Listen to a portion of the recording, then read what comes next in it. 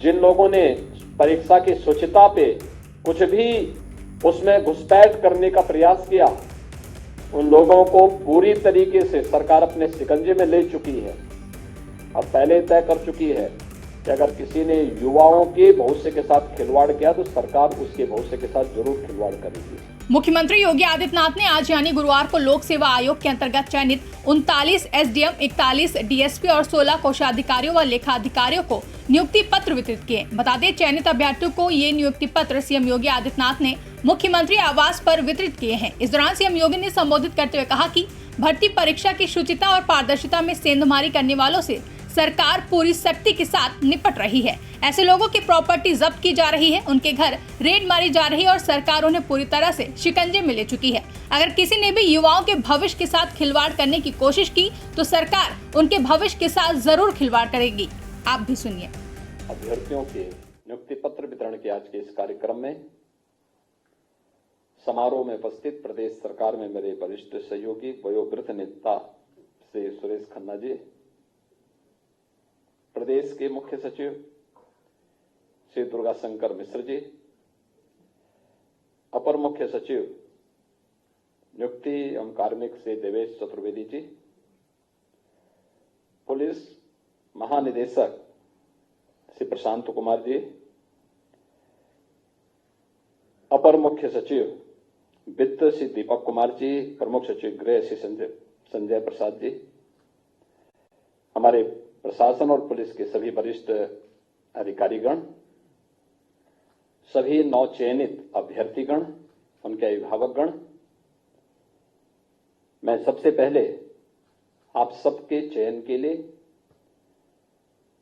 आपको और आपके परिवार के सभी सदस्यों को हृदय से बधाई देते हुए आप सभी उत्तर प्रदेश शासन का पार्ट बन रहे हैं, इसके लिए आप सबका मैं हृदय से अभिनंदन भी करता हूं। मुझे प्रसन्नता है कि अब हमें डिप्टी कलेक्टर के 39, डिप्टी एसपी के 41 और कोषाधिकारी के 16 नए युवा अधिकारी प्राप्त हो गए हैं। उत्तर प्रदेश की स्पीड को बढ़ाने में ये सभी अपना योगदान दे पाएंगे, मैं यह आप सबसे अपेक्षा रखता हूं। आपने देखा होगा जब सरकार ईमानदारी से कार्य करती है तो उसका ओवरऑल परसेप्शन चेंज होता है। पिछले 7 वर्ष में आपने देखा होगा उत्तर प्रदेश के अंदर, उत्तर प्रदेश था 17 के पहले भी था, लोग वही थे। यहां पे भी जो लोग बैठे हुए हैं, इन लोगों को भी दशकों काम करते हुए हो गए, लेकिन उत्तर प्रदेश के बारे में लोगों के मन में एक संदेह हुआ करता था।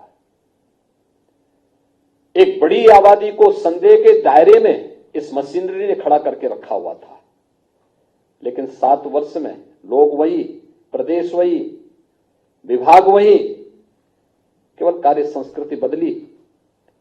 आज करोड़ों लोगों की पहचान का संकट नहीं, बल्कि वह कहीं जाता है तो सीना तान करके कहता है कि मैं उत्तर प्रदेश का हूं, तो उत्तर प्रदेश वासियों को सम्मान कर सकता है।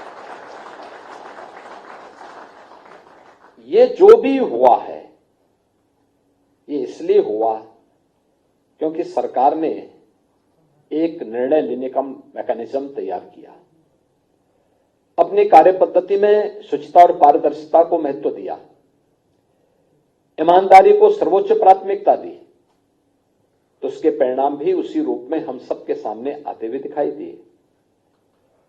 अगर पहले की तरह ही हम घुमाने की आदत डालते, याद रखना उस व्यक्ति को तात्कालिक संतुष्टि हो सकती है, लेकिन वह लाखों और करोड़ों लोगों की बद्दुआ से कभी बच नहीं सकता। और खासतौर पर अधिकारी संवर्ग में दोनों तीनों प्रकार की जो कैटेगरी यहां पर बैठी हुई है, उन सबसे मैं यही कहूंगा, आपके पास अपने सेवा के माध्यम से जनता जनार्दन की दुआ लेने का भी अवसर होता है और बद्दुआ लेने का भी पूरा अवसर होता है।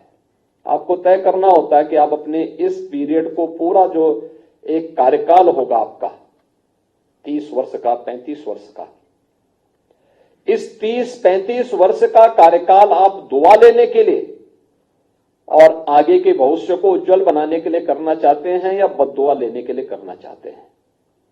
क्योंकि मैं देखता हूं रिटायरमेंट के बाद ऐसे लोगों की बड़ी दुर्गति होती है, फिर कोई पूछने नहीं जाता, झांकने नहीं जाता, और उसमें से बहुत सारे अधिकारियों को तो मैं यही सचिवालय का चक्कर लगाते हुए देखता हूं। क्योंकि बहुत बार लोग आते हैं, कहते साहब मेरा एक काम अटका हुआ है। मैं कहता हूं सब तुम्हारे ही उत्तराधिकारी हैं जो तुम्हारा काम अटका रहे हैं, कोई बाहरी नहीं है, यही काम तुम भी करते थे। तो जो काम किए हो फल तो वही काटोगे जो बीज बोया है।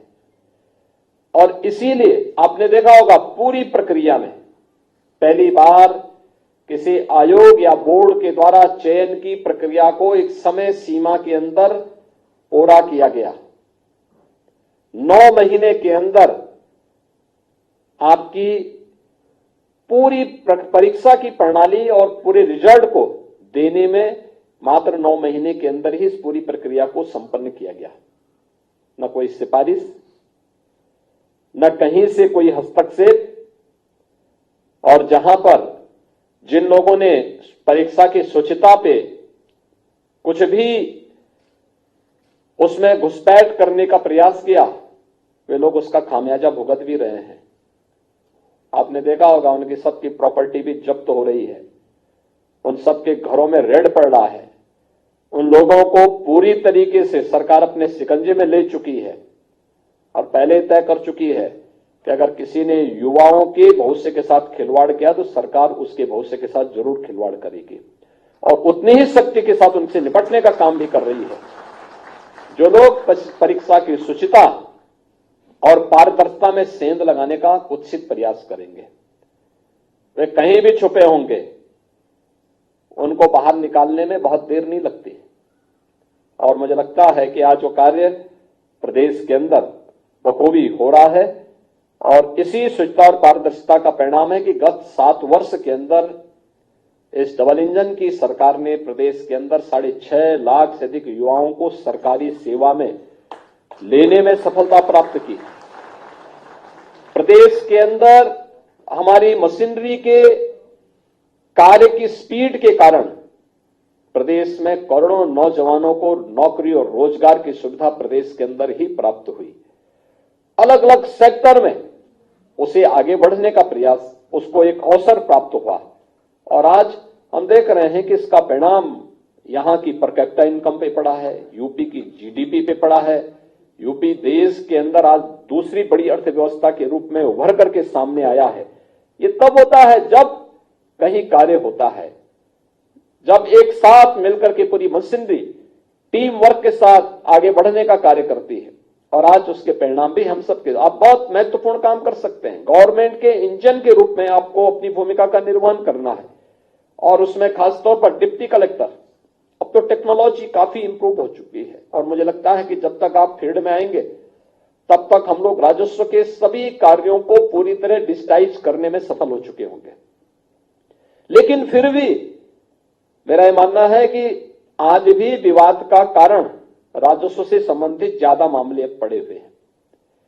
अगर इन मामलों को समयबद्ध तरीके से बैठने की आदत डिप्टी कलेक्टर अपनी तहसील में करके और पहले दिन तय करें कितनी पेंडेंसी है, और फिर उसको लेकर के एक समय सीमा के अंदर अपने निस्तारण की प्रक्रिया को आगे बढ़ा लें।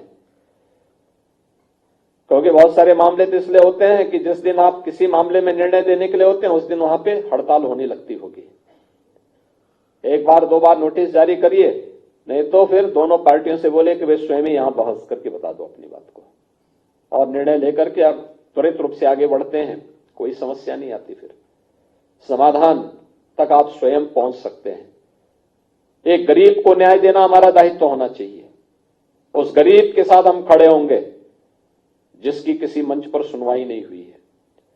कानून व्यवस्था को बनाए रखने में भी आप बड़ी भूमिका का निर्वहन करते हैं। लैंड रिकॉर्ड के साथ साथ राजस्व से संबंधित सभी प्रकार के इन कार्यों में आपकी एक बड़ी भूमिका होती है। डिप्टी एसपी का पद भी इसी प्रकार का है।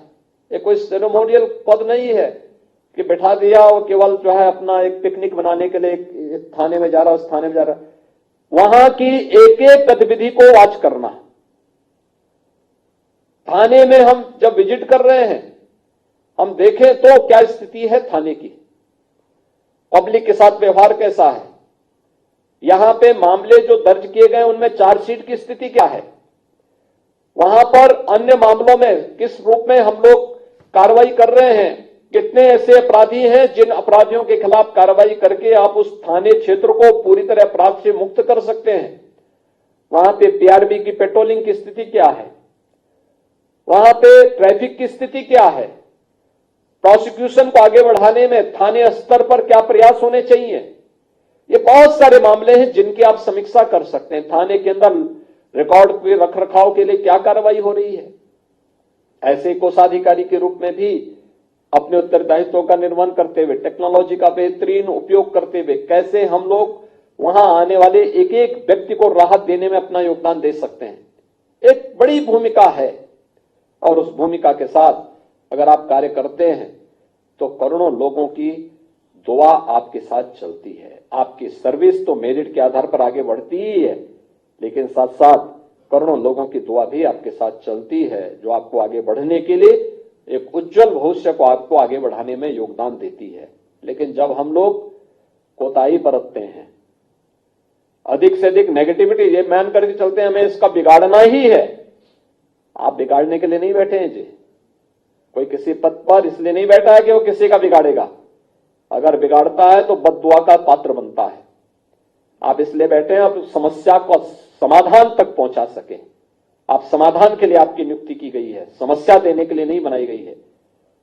एक किसी भी पद पर बैठा हुआ प्रशासनिक या पुलिस का अधिकारी या किसी भी संपर्क का अधिकारी, वो समस्या नहीं होना चाहिए, स्वयं में समस्या का समाधान बनना चाहिए।